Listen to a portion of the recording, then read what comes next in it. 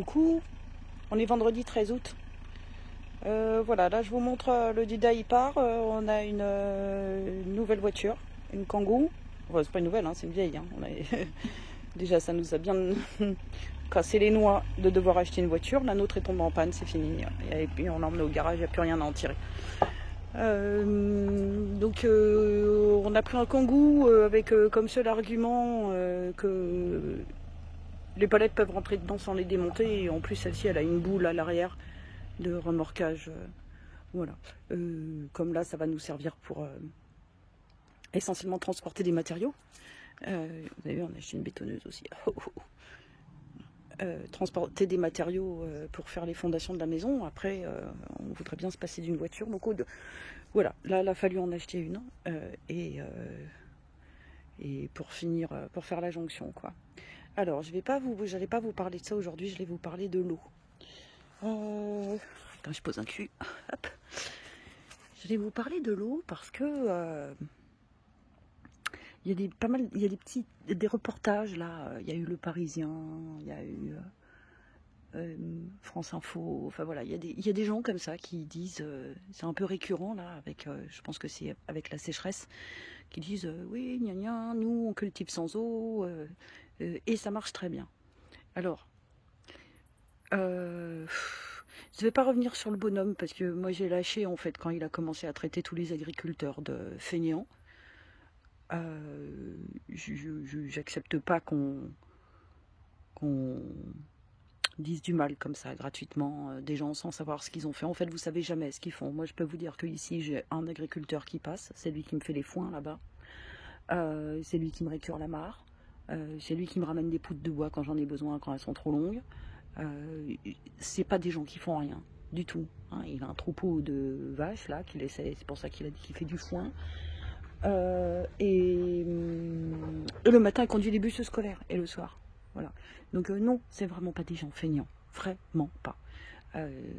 41, il y a 15 jours, le mec était dans ses champs, hein, sans climatisation, avec des vieux tracteurs. Donc non.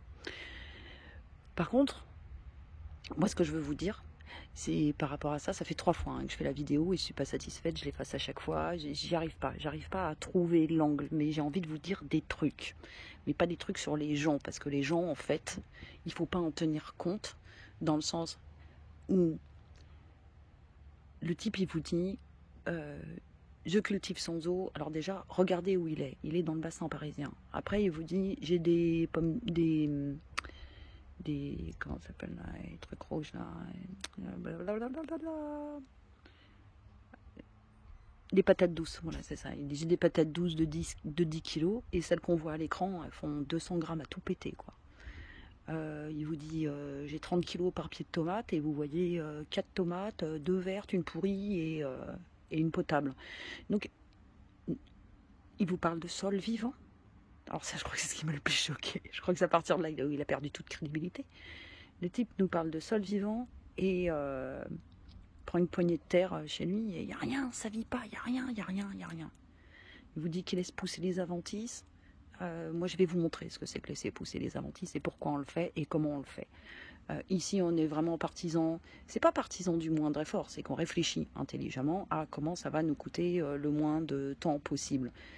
Mais c'est déjà du travail, rien que de réflexion déjà, et c'est quand même du travail. Pailler un potager, moi j'ai 500 mètres carrés en potager, pailler 500 mètres carrés, je peux vous dire que c'est pas être défeignant, hein. Voilà. Mais surtout, regardez le postulat de départ, le mec il est dans le bassin parisien, il y a de l'eau, il a 1000 mm par an, c'est à peu près ce qu'on a ici. En Picardie, moi j'avais 1300. Alors 1300, le problème, hein, c'est pas qu'on manque d'eau, le problème c'est de savoir comment on va la canaliser. Effectivement, j'arrosais pas, j'ai jamais arrosé. J'ai eu un potager pendant 20 ans, j'ai dû arroser 3 fois. Les 3 fois où il y a eu une petite canicule en Picardie, une journée et demie, terminé. Voilà. Donc, il faut que vous adaptiez le discours que vous entendez à votre terrain, à votre situation géographique, à ce que vous avez envie de faire de votre terrain. Est-ce que vous avez envie de surproduire? Est-ce que vous avez envie d'y passer tout votre temps? Est-ce que Nous, ici, on a plutôt une démarche un peu... on laisse faire beaucoup la nature, mais on a des critères. Voilà. Je vais vous montrer comment je traite les tomates. Et ben, j'ai de la perte, mais ça fait partie de mon processus. C'est-à-dire qu'au début, je voulais 100 pieds de tomates, j'en ai fait 120. Et du coup, je sais que j'ai 20% de ma récolte qui peut disparaître. Alors, ici, c'est un coup les poules, un coup le cul noir, parce que je restreins l'eau. C'est pas parce que j'en ai à profusion que je la dilapide, quoi. Je la laisse. Et là, je vais vous montrer aujourd'hui les zones où j'ai arrosé et les zones où je n'ai pas arrosé. Donc là, c'est gros plan sur une zone qui est absolument pas arrosée. Les poireaux s'en sortent bien parce que les adventices avaient déjà poussé et du coup ils ont frais au pied. Ensuite, on fait le tour du sec. Alors ici, c'est presque pas arrosé, juste un petit peu les tomates là-bas. Donc, on a les poireaux, ils sont là depuis un moment, ils tiennent bien, ils sont cool. On a les choux, regardez, tout est cramé. On les mangera pas. Sinon, on va manger celui-là, peut-être celui-là. Si, ouais, on les mange. Enfin, après, nous, c'est pas un problème parce qu'on produit beaucoup, on donne à nos animaux. Les poules, elles sont folles hein, avec les choux. Voilà. Donc, je plante beaucoup, beaucoup plus. C'est ça le concept. Pas d'eau. Ah, si, lui, c'est vrai. Lui, je l'arrose 2 fois la semaine parce que c'est des melons. Et c'est la première fois que j'ai des melons. Et pour ceux qui se rappellent de l'histoire, ce sont les melons de Yves, un ami qui a eu un accident grave et qui m'avait laissé, qui m'avait rapporté des melons la veille. Et du coup, voilà, c'est les melons de Yves. Donc je suis très contente, j'en ai 2 ici, j'en ai un dans le kéol. Donc lui, je lui apporte une petite attention particulière. J'ai vu les melons là la semaine dernière, donc du coup, voilà, je lui mets un petit coup d'arrosage. Là, ce sont des courgettes rondes de Nice, pas d'eau, voilà, c'est jaune, c'est dégoûtant, ça produit rien. Regardez, hein, on ramasse même plus. Hein. Il y a encore le paillage, hein, vous voyez, on est quand même encore sur un paillage raisonnable. Hein. Voilà. Et ça, c'est de la ronde de Nice, quoi. Elle est juste énorme. Voilà. On a abandonné ce coin. Ça servira toujours, les graines pour les oiseaux, tout ça. C'est-à-dire qu'on ne considère pas que c'est perdu en fait. C'est perdu pour nous, mais les animaux, tant qu'ils vous mangent ça, ils ne vous mangent pas autre chose. Voilà. Ici, j'ai une planche. Alors, elle s'en sort bien parce qu'elle est paillée. Donc, je vais vous montrer. Voilà. Paillé, vous voyez, en plein cagnard. Hein, il est là-haut. Hein, il tape Coco, quoi. Et vous voyez,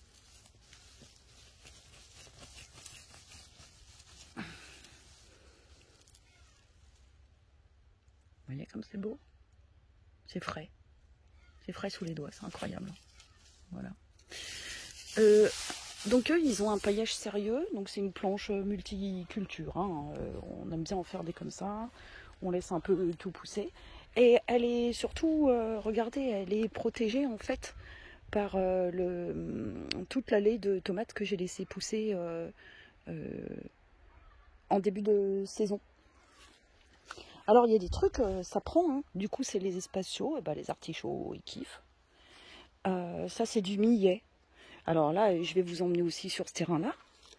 Voilà, du millet que je suis en train de récolter, je vais vous montrer. C'est du millet noir celui-ci. Il fait des graines noires. Je ne sais pas si vous voyez, mais c'est vraiment très beau. Voilà. Alors le millet, ça pousse là sans eau du tout. J'en ai mis quand j'ai planté, hein, bien évidemment. J'ai paillé un petit peu. Mais un petit peu quand même, ici ça se fait pas mal manger, il y a beaucoup de liserons. Ça a laissé les pieds au frais. Là ils sont en train de sécher, je suis en train de les récolter. Donc récolter le millet c'est super simple. Hein. Vous coupez des plumeaux là comme ça, vous voyez ils sont voilà. Dans un seau. Et puis je vais attendre que ça sèche. Et une fois que ça sera sec, en fait, en faisant ça, les graines elles vont tomber dans le fond. On en voit déjà là. Voilà. Donc ça c'est vraiment une culture qui n'est pas pénible. Oh, on a Pookie. Je vous montre Pookie parce que vous ne la voyez pas souvent. Ça va ma poupou? Ma poupou, elle a un air super aimable. Et vous voyez, elle a que 3 pattes. Voilà. C'est ma petite caractérielle. Mais elle est trop mignonne. Ah oui, je crois que je vous en avais pas parlé. On a un vélo électrique aussi. Enfin, pour le moment, c'est celui de Davine. J'attends le mien. Pardon. On s'est reperdu. Hop, voilà. Donc,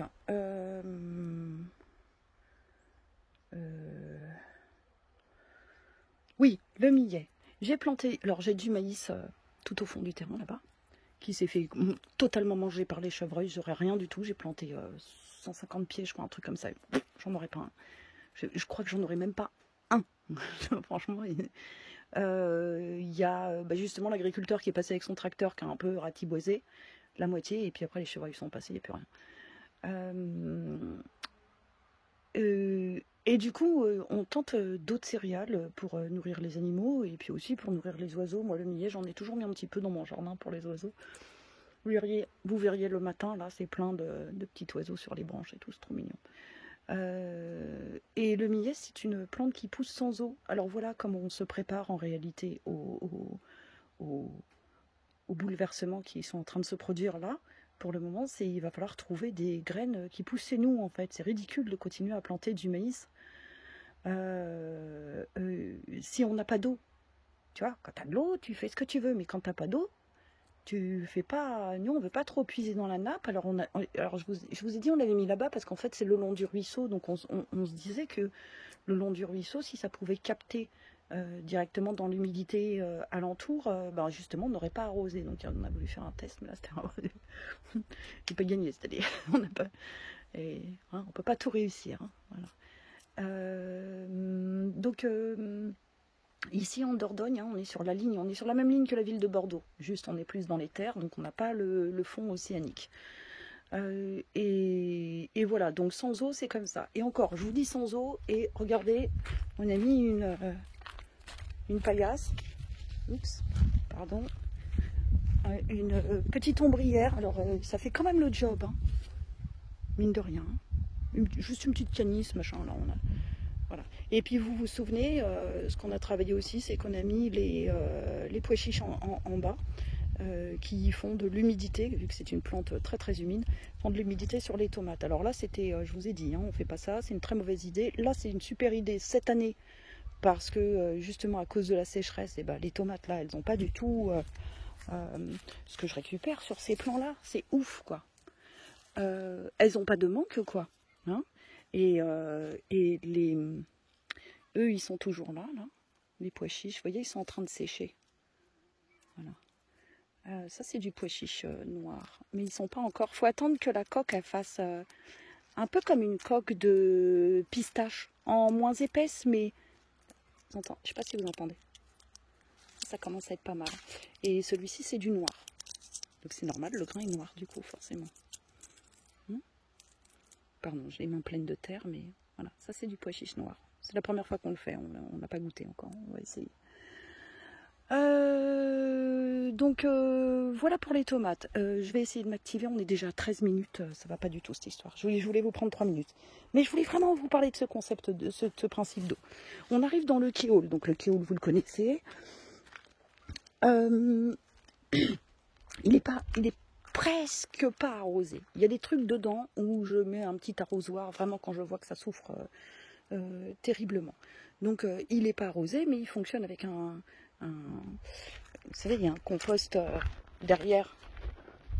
Hop, attendez, je vous montre. Voilà. On est face nord, et face nord, il y a un compost de cuisine. Alors c'est juste du déchet alimentaire, donc quand même il a des nutriments. Voilà. Mais pour le coup, il n'est pas trop arrosé et il me sert pour les... Mon kéol, il est pour les... Je cherche, pardon, excusez-moi. Les aromates, voilà. Donc j'ai monté 2 pieds de tomates pour voir ce que ça donne. Un ici et un là, sur les tuteurs. Ici, vous avez une livèche, hein, là c'est pour... je récolte les graines, je pense que je vais le faire aujourd'hui. Et puis après, vous avez des choses justement qui ne demandent pas trop d'eau. Et j'ai des piments. J'ai pas mal de piments ici. Voilà, ils sont petits ceux-là. Ils vont être rouges, ceux-là. J'ai mon truc d'eau, parce que c'est ça aussi que je vais vous parler une fois que je vais arriver là-haut. Ici, on a du piment pourpre. Alors là, c'est une beauté. Hein. Je vais faire des... J'essaye de vous montrer la vraie couleur, j'aimerais bien. Il ne veut pas vous montrer. C'est pourpre. Et alors, les fleurs, regardez-moi ça, comme c'est joli. C'est beau, hein. Voilà. Donc, des piments, des tomates. Regardez l'état des tomates. Alors, non, je dis pas de bêtises. J'ai pas encore récolté une seule tomate pour le moment. Si vous regardez, les feuilles sont en bas comme ça. Enfin, je veux dire, il fait la gueule, quoi. Voilà. En même temps, j'ai pas taillé. Là, il y a des fleurs de cramé. Il est pas beau, quoi. Voilà. Et les tomates, je vous montre. Parce que là, j'en ai une belle. C'est la Evergreen en plus. C'est celle que j'aime bien. Voilà, peut-être que je prenne un. Voilà, c'est bon. Et regardez la Evergreen. Donc, elle a quand même poussé. Hein. On est pas mal, hein, parce qu'on a quand même pas mal de fumier là-dedans. Hein. Mais voilà, ça c'est un coup de soleil. C'est pas protégé en fait, comme je vais vous montrer dans l'allée. Donc ça vous empêche pas de la consommer. Hein. On va enlever la partie.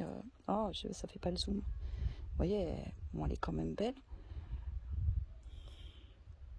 Et puis elle va être bonne. Mais voilà, sans eau c'est ça. On est d'accord? On regarde le deuxième. Et pourtant, même dans mon kéoul sans eau, regardez, il y a des trucs, enfin je veux dire, c'est couvert entièrement. Vous avez encore un melon là. Voilà, il y a des trucs qui courent. Je veux dire, le sol n'est pas à nu, hein, d'accord. Là, je suis venue un petit peu ce matin. Les tomates qui sont abîmées, je les laisse au sol. Alors, moi je fais ça parce que d'abord les animaux quand ils viennent, ils vont manger celle-là et puis ils vont me laisser, enfin des fois ils vont me laisser les autres. Et en plus s'il y a des graines qui ressèment l'année prochaine, c'est bon, je les garderai. Voilà. Mais vous voyez, ce qui tient, c'est ce qui ne craint pas du tout. C'est ce qui craint pas l'eau en fait, quoi. Là on a encore un piment, le fenouil ça résiste bien, en plus le pied est un peu à l'ombre. C'est cool, regardez là, elle comment elle fait la tronche. Bon, elle était belle, hein, en attendant, jusqu'à présent elle était belle. Hein. Mais là, t'as du BRF. Bon, bref. Voilà. Donc là, on est sans... Regardez ça, les tournesols, c'est dégueulasse, quoi. Enfin, c'est... Bon, c'est pas arrosé. Voilà, hein, du tournesol qui est pas arrosé, ça fait ça. Donc si t'as pas d'eau, t'en plantes pas. Voilà. Je vais maintenant, on va monter et je vais vous montrer du coup la différence parce que y a des endroits qui sont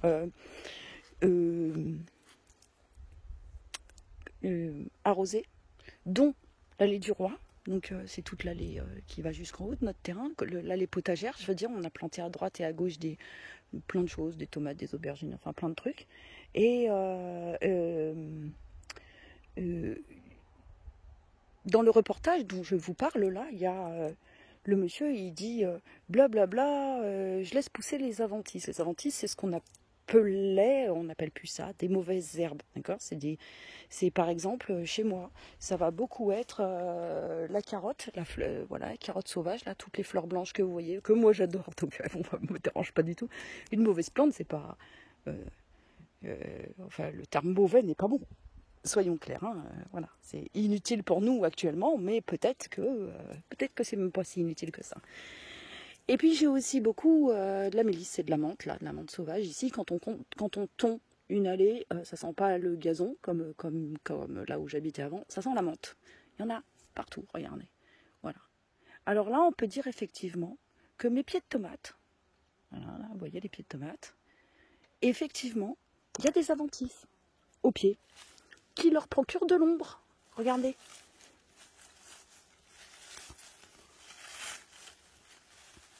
De l'ombre, un paillage, pour pas qu'elle lui monte trop dessus quand même. Et du coup, qu'est-ce qu'on a comme terre? Ici, c'est argileux, et quand on est arrivé, ça n'avait pas été travaillé. Hein. Et voilà ce qu'on a en 18 mois. Regardez ça. C'est quand même autre chose qu'une poignée de sable, quoi. Hein. Moi, je suis amoureuse de la terre. Hein. Franchement, c'est un vrai truc avec... Bon, bref. Tout ça pour vous dire que, voilà. Là, il y a des adventices. Hein. Ma terre, elle n'est pas à nu. Et c'est un choix de ne pas les enlever. C'est un gain de temps absolument énorme. Là-bas, ça se comporte à peu près la même chose parce que vous voyez, c'est très compact. Il y a une absinthe au milieu. Il y a d'autres plantes. Là, sur les côtés, ce sont 2 guimauves. Et au milieu, il y a des tomates. Et en fait, il y a d'autres plantes qui font que, déjà, elles restent relativement droites. Hein, voilà. Et du coup, surtout, c'est humide au sol. Alors, on perd des tomates, mais comme je vous ai dit, on prévoit la perte. Il faut que vous prévoyez votre perte. Ça, c'est vraiment important. D'accord ? Enfin, que vous vous donniez une marge de... vous voyez, regardez, ce matin, j'ai ramassé les tomates, et ben, il y en a au sol. C'est pas grave, les poules vont les manger, elles vont me laisser les miennes. Hein ? Voilà. Regardez ça. Bon, alors, clairement, c'est une année à tomates, hein, attention. Hein. On n'a pas eu une l'année dernière, mais cette année, ça s'est un peu vengé. Mais regardez-moi ça, c'est un seul pied. Vous avez l'impression que... Je vais vous montrer sur le calendrier ce qu'on vient de se taper en... Vous voyez, je regrette juste d'avoir mis une là, parce qu'il y a le petit coin à l'ombre, là, il est super sympa. Bon, voilà. Hein, donc là, c'est pareil, hein, c'est planté plutôt serré, il y a pas mal de piments, et ben, il y a un voile d'ombrage dessus. Hein. Là-bas, ce sont des choux, des cardes. On a dû mettre un grillage parce que les poulets nous défoncent tout. Oh, les cardes, qu'est-ce qu'elles aiment ça. Je vais vous les montrer parce qu'elles sont tellement belles.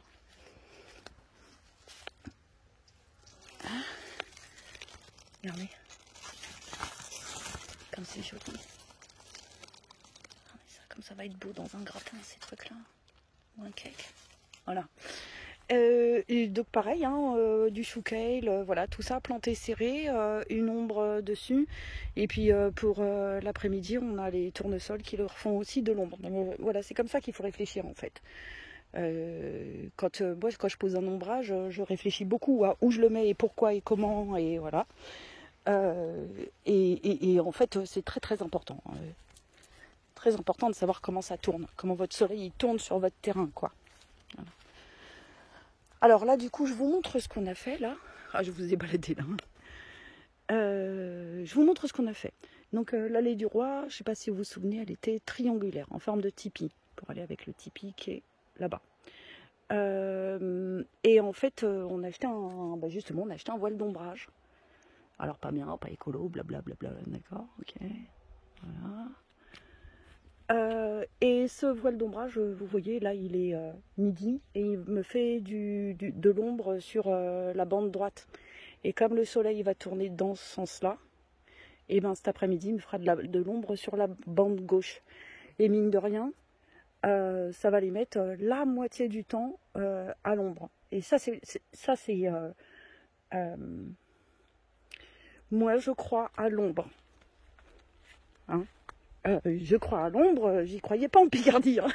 Rien à foutre de l'ombre. Ici, on a bien compris qu'on est en train de stabiliser les infrastructures et franchement, on a bien compris qu'il faut, on a des choses, il faut qu'on lutte contre certaines choses et dans ce qu'il faut qu'on lutte, il y a les incendies et les orages de grêle et la gestion de l'eau. Voilà. Pas arroser, Coco, je lui donne le moins possible. Et bah il crève, hein. Voilà. Hein. Alors j'essaye il fait encore tant qu'il fait. Tant qu'il continue à me faire des trucs comme ça, je l'arrose pas. Là, ça doit faire une bonne semaine qu'il n'a pas pris une goutte d'eau. Il commence à avoir du mal. En même temps, c'est un bananier. Donc la question à se poser, c'est est-ce qu'un bananier, ça a quelque chose à faire en Dordogne, tu vois. Voilà. Moi, je vais pas user de l'eau pour un bananier. Je ponctue quelques litres d'eau, enfin à peu près une 50aine de litres par jour, mais c'est pour mes légumes. Hein. Il faut pas gâcher l'eau. Il faut pas gâcher l'autant. Là où on gâche pas, par contre, c'est pour les animaux. Ils ont des bassines tous les 3 jours. Les animaux n'ont rien demandé. On n'a pas à leur faire subir. Alors, est-ce que j'ai mon petit carnet? Oui, j'ai mon petit carnet. On va finir ici. Je suis fatiguée. Pardon.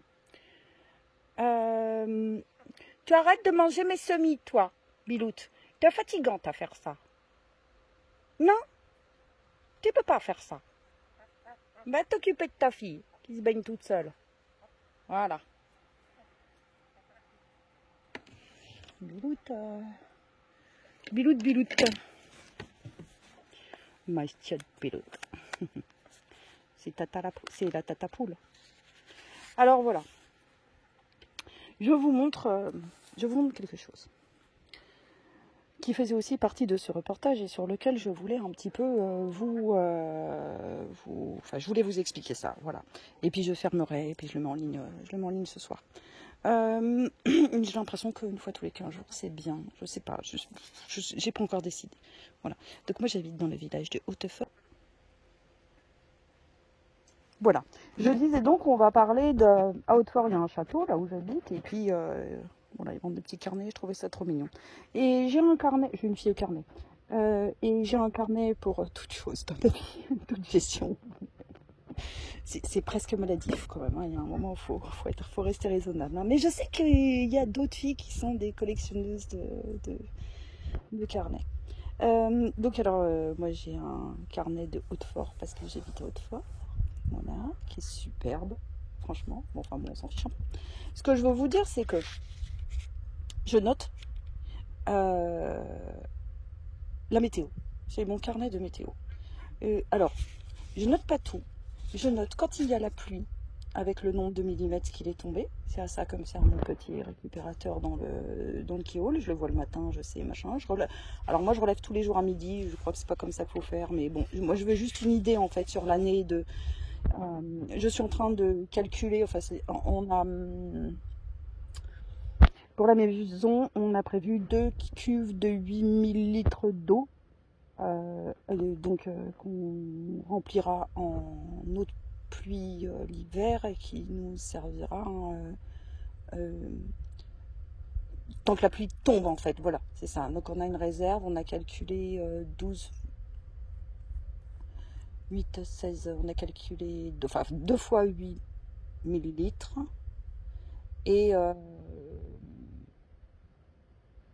on se demande si ça va pas être un peu juste, en fait. C'est-à-dire qu'on a calculé avec une température normale. Et là, on n'a pas beaucoup de pluie. Et voilà. Donc il faut calculer tout ça. Et le meilleur moyen de calculer, le meilleur moyen de savoir si quelque part il a plu ou il n'a pas plu ou machin, c'est d'avoir votre propre journal avec... donc du coup, le millimétrage d'eau, alors ça, c'est indispensable. Quand il est tombé, vous voyez, pluie. Ah ben là, bizarrement, j'ai pas dû relever le jeudi, donc du coup j'ai le 3 mm le jeudi et le vendredi. 3 mm d'eau, ça veut dire 3 litres au mètre carré. Ça, c'est la quantité qu'il est tombé. 3 litres au mètre carré, c'est peanut. Mais alors, grave quoi. Hein? Donc, on note j'ai un peu cherché au début, mais voilà, j'en suis là. Je note toutes les températures négatives, quelles qu'elles soient, avec leur montant, leur degré, quoi. Voilà. Je note... ah ben ça c'est aussi négatif, évidemment, on est en novembre. Et je note aussi... Ah, attends, qu'est-ce que je note? Attends, la meuf, quoi. Je suis fatiguée. Non, je suis pas fatiguée. J'ai un récapitulatif comme ça pour l'année, en fait. Donc vous voyez, donc il y a le mois, c'est par mois, hein, et le cumul de pluie qu'il est tombé. À partir de là, vous voyez, à partir du mois de mai, j'ai mis le nombre de jours, parce que ça c'est aussi important. Je rajoute des trucs, hein. Il y a tous les gels, donc le nombre de jours de gel, vous voyez, 2 gels, ça veut dire ça. La gelée minimum ou maximum, enfin je veux dire la température quoi que j'ai relevée qui est indécente, je dirais quoi. C'est-à-dire que là par exemple le 32, c'est que au mois de mai on a eu un jour au moins un en tout cas, à 32 degrés. Ok. En juillet, en juin, pardon, on a eu un 39. En juillet, on a eu un 41. Là, on est en août, on est déjà monté. Hier, c'était 39, donc on va encore. Voilà, encore. Et puis là, vous voyez, il y a un petit truc d'électricité. Alors non, c'est pas pour. C'est pas pour les orages. Les orages, je les note dans les pages, mais je les référence pas ici. Peut-être que je le ferai. J'archive pour le moment. Ça, c'est quand j'ai besoin de mettre mon générateur, quand il a manqué un petit peu de soleil. C'est pour me rendre compte, en fait, combien je puise. Alors, et ce que je mets dans le rond, c'est le nombre d'heures. Donc, vous voyez, je veux dire, mon générateur, il a servi une fois en janvier et une fois en avril. Alors, c'est pas la totale vérité parce qu'en fait, j'ai noté à partir du mois de novembre et on est arrivé au mois de mars et on a utilisé le générateur plusieurs fois. Mais au moins, voilà, sur l'année, quand je vais retourner, quand on arrivera à novembre, j'aurai une année savoir et surtout savoir les dégradations d'année en année qu'on va subir et comment on va pouvoir s'y préparer. Voilà, ça sert aussi à ça d'archiver. Moi, je dis toujours, ah là là, j'archive tout, ça sert jamais à rien, nani, nana. En fait, si, ça sert.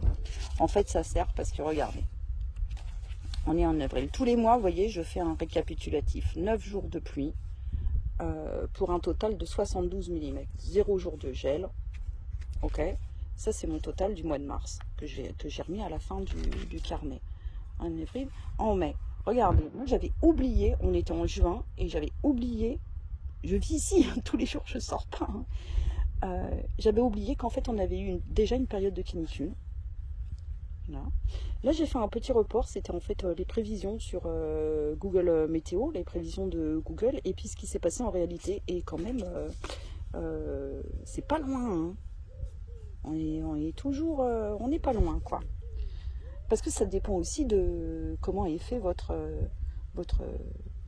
terrain. Moi, je sais que sur la météo nationale, en général, j'ai 1 degré de moins. Parce que je suis couverte par j'ai toute la face sud qui est couverte par une petite colline. Donc, voilà. En mai, on a eu une canicule. Hein. Le total de mai, 7 jours de pluie, 36 mm. Que dalle, hein. 3 jours d'orage. 6 jours supérieurs à 30 degrés, avec une maximale à 32 degrés, en mai. Okay. On passe en juin. Après, une petite canicule. Je note les canicules aussi maintenant, du coup, parce que là, cette année, ça... Voilà. Donc, quand c'est des millimètres d'eau, c'est double barré en bas, et quand c'est une température, ça, c'est pour que ce soit plus facile. Ouais. Donc, juin, 13 jours de pluie, 115 mm, on est super content. 2 jours d'orage, bon... 6 jours à plus de 30 degrés, avec un max à 39. Je sais que c'est un peu long, mais regardez. Regardez où on en arrive, là. On est en juillet. Regardez tous les jours où il a fait plus de 30 degrés. C'est ça, les ronds. Hein. Là, il a plus 2 malheureux millimètres. Un orage de grêle qui nous est passé à côté. On a eu quelques résidus. Et on avait eu 5 mm là. Regardez-moi ça. Total de juillet, 3 jours de pluie, 8 mm. Je vous rappelle, 8 litres au mètre carré sur un mois avec 16 jours de température à plus de 30 degrés. Non, un joli 41. On a fait partie des trucs de record. Et là, on est en août et on a une canicule ici. Alors, regardez, de toute façon, c'est pas dur. Regardez, lundi 1, mardi 2, mercredi 3, 4, 5, 6, 7, 8, 9, 10. Il n'y a pas un jour en dessous de 30. Pas un jour en dessous de 33 quand même. Voilà. 38 avant-hier, 39 hier. Il nous prévoit un 37, 38 aujourd'hui. Puis après, on a un 25.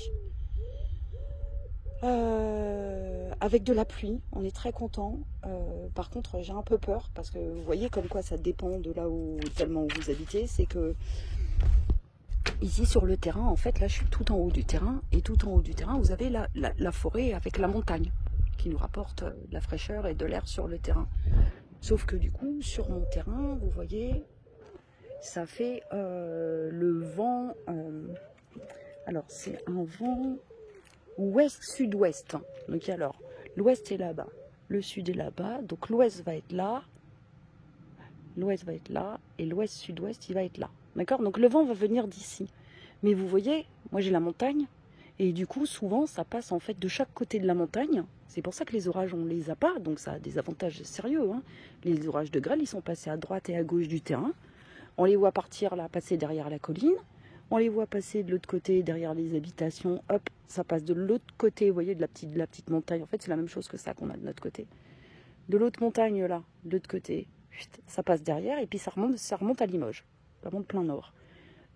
Et on passe à travers. Donc là, je me dis, si ça se trouve, l'eau, on va aussi passer à travers. Ou on va avoir des résidus.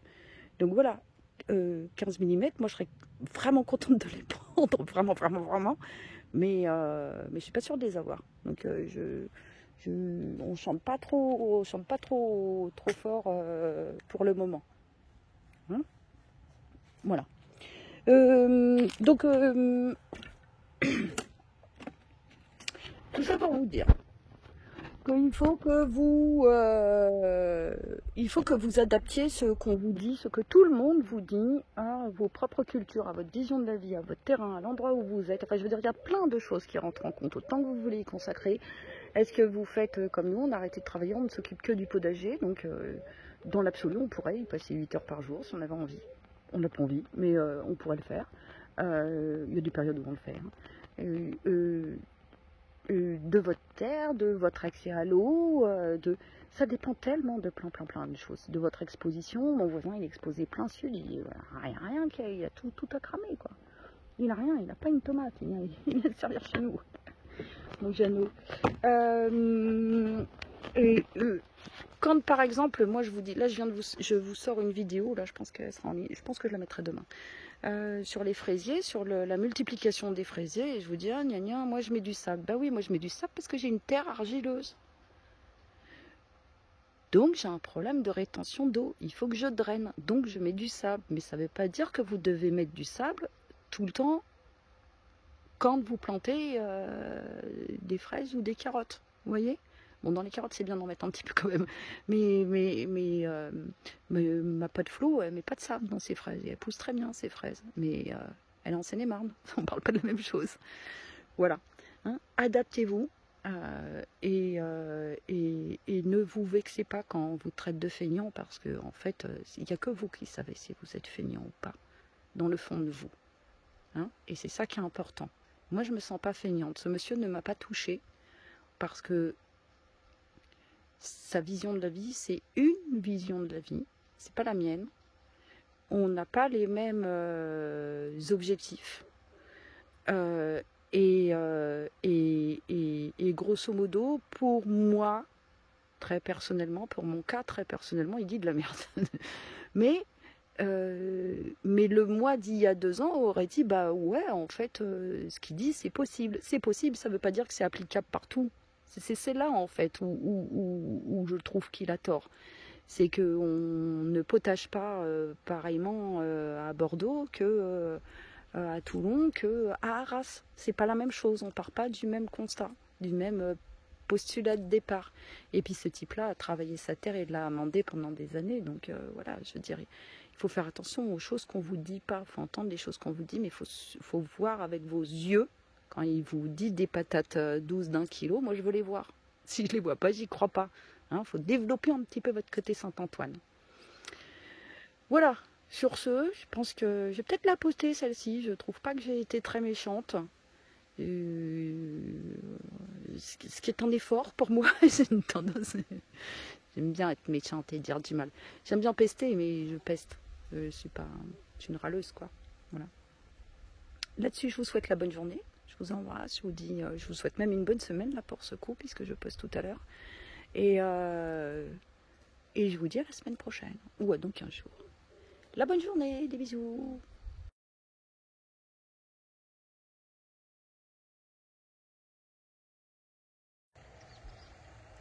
Coucou, on est dans les tournesols. Et il est super tôt là, il est 7h30. Et regardez du coup, tous les matins,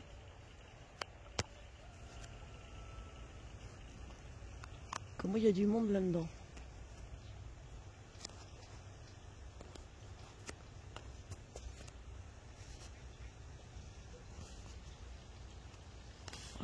ça. J'essaye de vous faire un truc bien, mais 7h30 le matin quand même. Je déconne quoi. Ça bosse là. Je peux te dire.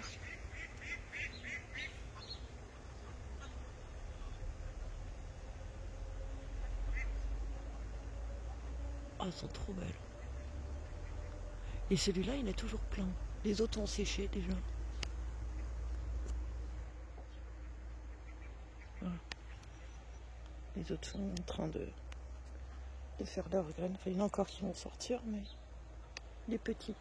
Il en reste quelques-uns. Mais je les laisse en place. Ça fait de l'ombre pour le cucurbitacée qui est en dessous. Là, c'est un...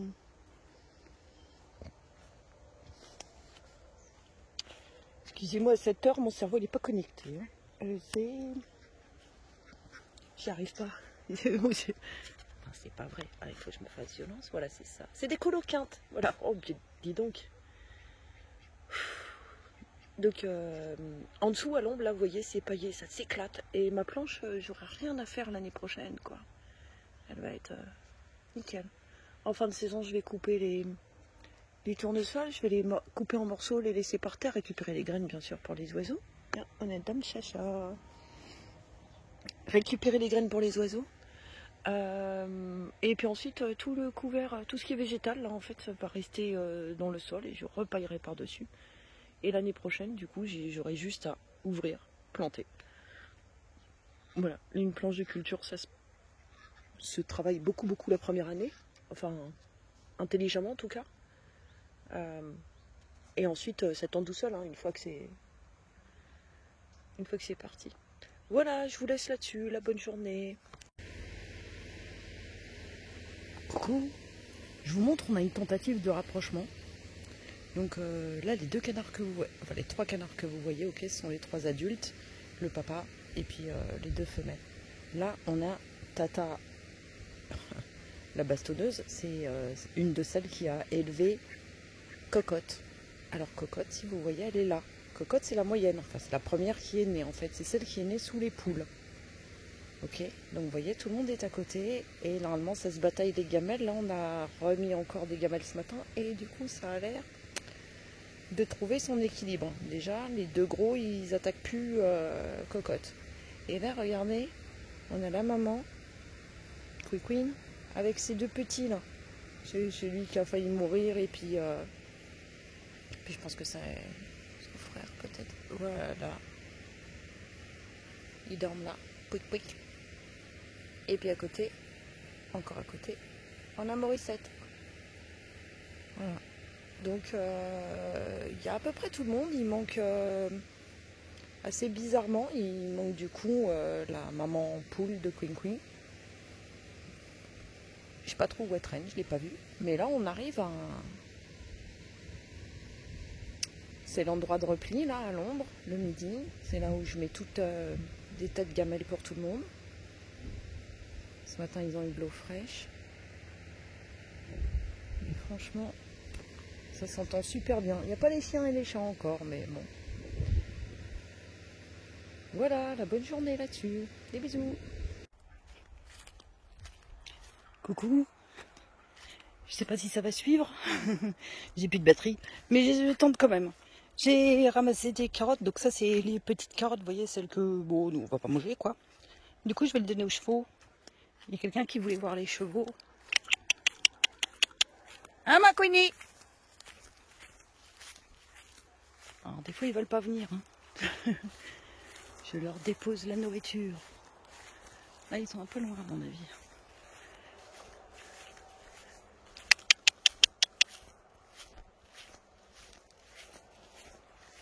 Mon chien qui va les emmerder. On a des carottes. Allez, viens.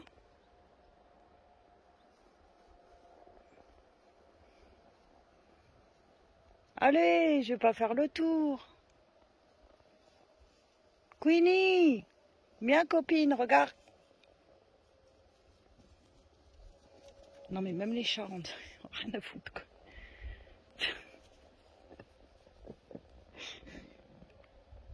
Oups. Capsule. Faites quoi les filles? Queenie, tu viens?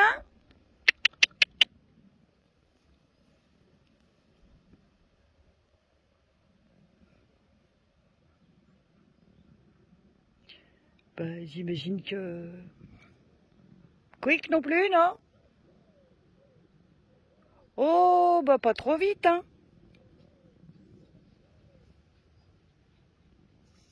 Ça se bagarre. Ça chasse. Allez, ma fille.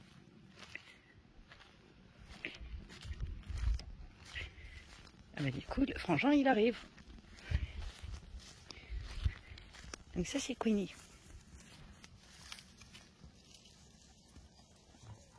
Viens, ma belle. Bonjour. Ah ouais, tu peux pas passer là, bien sûr. Excuse-moi. J'avais pas vu. Bonjour, ma belle. Ça va? Ouais, des carottes fraîches, madame. Ah, monsieur aussi? Tiens, quick. Tiens, mon bébé. Voilà. Alors moi, j'ai très peur. Je peux pas approcher plus que ça.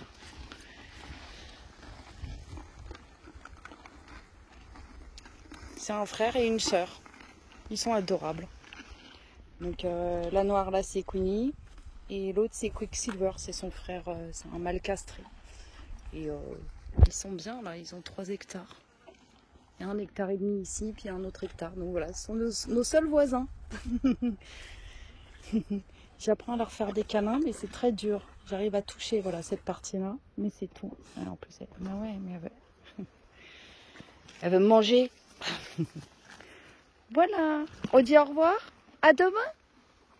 À demain, ma Queenie. Oui, c'est ma préférée. J'assume. Elle est trop belle. Eh Martha Frimousse. T'es trop belle. À demain.